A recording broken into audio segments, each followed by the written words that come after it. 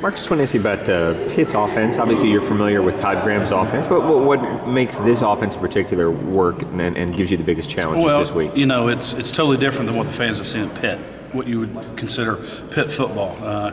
For the older fans, it's a little bit more like single-wing football back in the old days. A lot of misdirection. They still run the football. They still run power running game, but they have a lot of sweeps out of it, a lot of misdirection, and they still throw the football with Tino.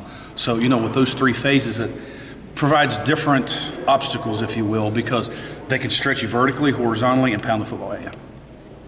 From a readability standpoint, is it the most challenging you guys have seen so far this season in terms of defensive players knowing what's coming at them? I don't think there's any question about that. Yeah.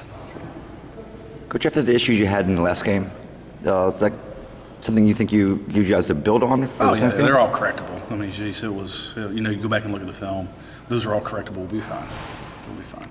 Mark, Skip yesterday and Rick Smith too had said kind of after watching video of things weren't quite as critical or quite as concerned about some of those things. Did you have a similar read when you went back and looked over the tape? Yeah, it's all correctable. I mean, it was about us. It's not particularly anything that they did. It's just us not focusing on the task at hand and having some mental breakdowns, if you will, that kept drives alive for them.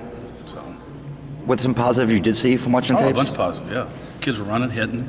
We did a lot of good things, I told you guys second half I thought we played pretty well. We did. Started eliminating some of the stupid mental mistakes that we made in the first half, and kind of had to get refocused up a little bit. What you guys do in the fourth quarter to help the guys, give them a little more, confidence to build on? Well, that kind of started at halftime and a little bit of a challenge in that to wake up and let's go play. And now we're in conference play. Now we're in conference week. It's going to be pretty easy to get their attention, especially when you put on the film last night and you start watching Pitt. Mark, this team has had a lot of success on the road recently, dating back to last season. I agree with you. What do you attribute that to? Is it something that's skipping you guys? I've told him I tip my hat to the preparation that he has, because he did the same thing when he was in East Carolina. Now they travel. They played well on the road when he was there, and thus far we have done that. Big believer in not having problems when you travel, and Larry Antonucci's done a great job. We've had no plane issues, no hotel issues, no bus issues since we've been here. A lot of it's how you travel, and a lot of it's how you prepare your team to travel. And I think of both aspects, thus far it's been outstanding. I mean, I've learned a lot. I've learned a lot. Do you see the players maybe taking a bigger sense of pride going on the road and having success? I mean, going into someone else's house? Well, it can go one of two ways. It can either bring you tighter or it can tear you apart. And, for us, luckily so far, it's brought us tighter in the year and a half that we've been here. And it's pretty impressive what I've witnessed so far. Linares was saying that he likes going on the road. Can you get a sense from the guys that they do love going on the road? Well, it's a us against you mentality, and it takes a mature team sometimes to handle that. And I say that, and I've had mature teams that didn't handle it well. So I'm glad they think that way. Whatever it is, let's keep the magic in the water and keep drinking it, because it's working. Can there be any carryover from the Notre Dame game? I mean, that was the only other competitive game. It was also a road game for you guys. Well, the carryover there is a tight game. We haven't been in a tight game since Notre Dame, and Pitt's been in a couple of them now. So we have to allude back to Notre Dame a little bit, because that was a tight football game, the only tight football game we've been in, and it was 3 weeks ago. They've been back-to-back tight weeks. So it's something we can definitely draw upon. So far, yesterday, Rick was sort of thinking out loud that maybe the defense gets a little laxed with the way the offense has come out recently in these games and building a big lead. Do you see that at all? I like it. I can tell you that. I like it. It allows us to be a little bit more free, I think, as a coach.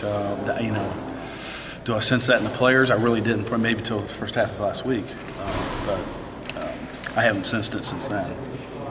Historically, the Bulls had a little trouble on Thursday night ESPN games. Oh boy, let's not talk about that then. Because I know nothing about that. Go ahead, I'm told. I guess if you know about it, I can answer. I would say something you guys are try to work on to break that. I didn't even know that.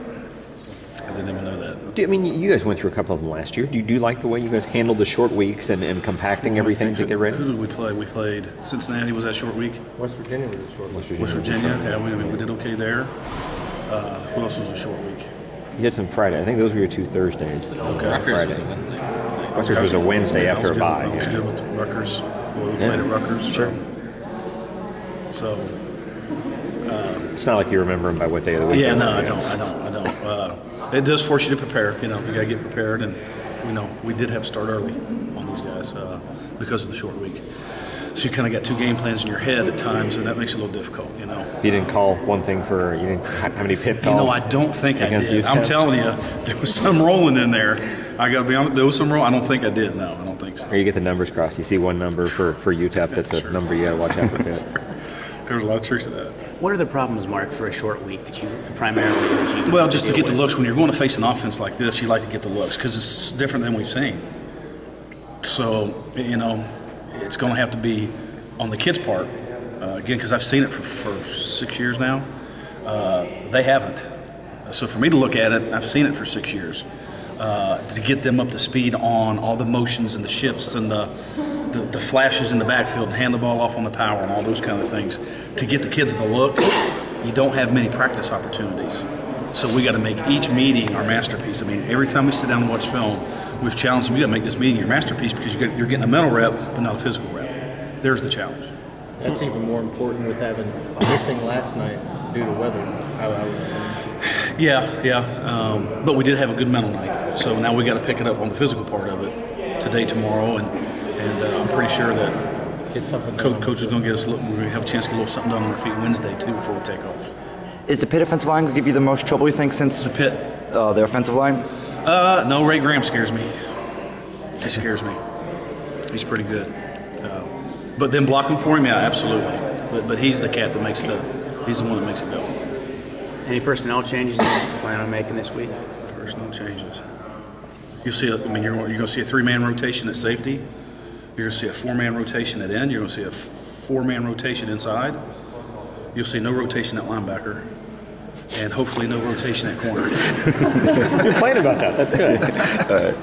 Coach Snyder, we got to run and get that thing. Okay. Thanks a lot. Production and I mean, it seems like I know Giddens had a sack Saturday, but it seems like you've gotten 3 sacks out of Forte, 3 sacks out of Davis. You trying to get more from that first unit right now? Well, I mean, like I said at the beginning of the year, our whole thing was to try to match Terrell McLean's production. Whether it's got to be you, and you, or you and you, we have to match his production. That's what's been happening. I've been pleased with those guys. I've been pleased. Cloud's with already done that. He got 3 sacks like How Terrell. about that? Absolutely. By himself. Yep. All right, Coach.